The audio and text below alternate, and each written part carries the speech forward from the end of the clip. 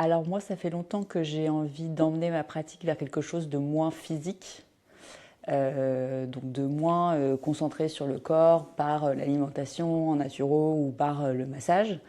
Et parce que je suis convaincue que, évidemment, on a aussi dans nos parcours le poids des émotions, on a le poids du stress, on a voilà, plein de choses, le poids du mental. Et je suis convaincue que on va quand même beaucoup plus loin quand justement on prend en compte toute cette globalité.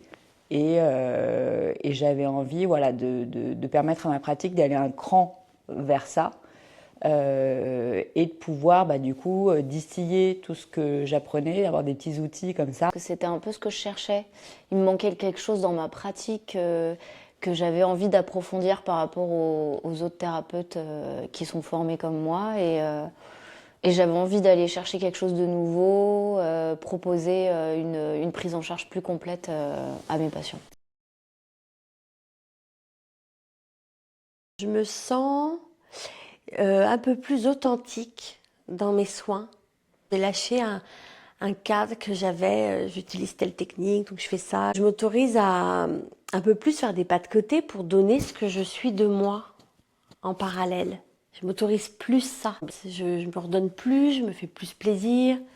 Je réponds moins à un cadre que moi je m'étais donné et que j'avais l'impression que les patients attendaient.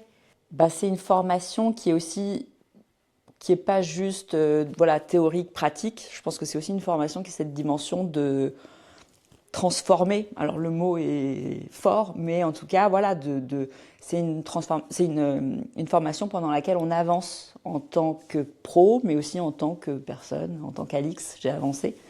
Et du coup, quand on avance, il y a des nouvelles choses sur notre chemin. Et du coup, je pense que c'est ce qui m'a permis d'y aller peut-être avec plus de certitude, ou peut-être de tomber dessus. Mais en tout cas, ouais, c'est sûr que je me sens complètement OK et complètement en accord avec ce qui vient pour la suite. Avant les entretiens, je les menais sans problème. Là, de savoir que je vais sur ce côté énergétique, qu'avant déjà je ne m'autorisais pas forcément, d'asseoir cette posture, de revenir à l'intérieur de moi, je sais que c'est ce qui me guide vraiment et c'est ce qui m'aide à rester dans le juste parce que du coup je suis connectée à cette énergie, à mon intuition. Et parfois il y a des mots qui sortent et je me dis, oh, j'aurais jamais dit ça, comme si ouais, ça venait à moi, ça s'imposait à moi et je me dis, bon, si ça vient, c'est que ça doit être ces mots-là qu'il faut que j'emploie. Je pense qu'avant, je me serais peut-être pas autorisé certains mots.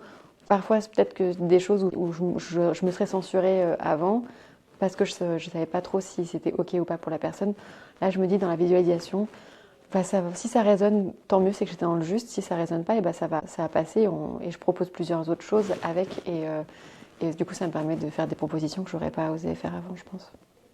Ouais, du coup, j'ai trouvé ces fameux outils à distiller dans mes accompagnements, que j'utilise quand même surtout en massage, mais aussi qui peuvent aussi m'être utiles quand il y a, voilà, quand on raconte son parcours et qu'il y a une émotion qui a l'air d'être difficile à gérer, dont on ne sait pas trop quoi faire, un mental qui a l'air un peu parfois bloqué sur certains trucs, ou même des croyances limitantes, enfin tout ce qu'on peut imaginer dans des parcours difficiles en fait. Et du coup, parmi les outils, moi ce que j'utilise le plus, c'est la respiration.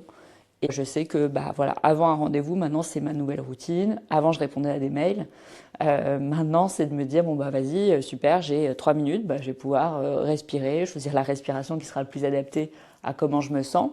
Donc j'ai un choix voilà, de respiration différentes en fonction de l'effet recherché.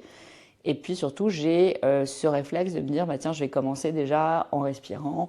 Et même si c'est juste pour 1 minute, je me sentirai toujours beaucoup mieux. Et je sais que ça va impacter positivement ma séance d'après. Je suis infirmière dans un laboratoire et typiquement pour accompagner les patients, je dis aux personnes de respirer en amont. Et donc après, je vais intensifier mon accompagnement sur si la personne est plus ou moins anxieuse, a de l'appréhension. Voilà, et après, les patients qui ont du stress, de l'anxiété à faire ce geste, en fait, ça leur permet je les accompagne avec la respiration, parfois de la visualisation, de revenir à leur corps, de les remettre en sécurité. Et donc, je les guide à se servir de cet outil-là, qui est un outil dont tout le monde a à portée de main.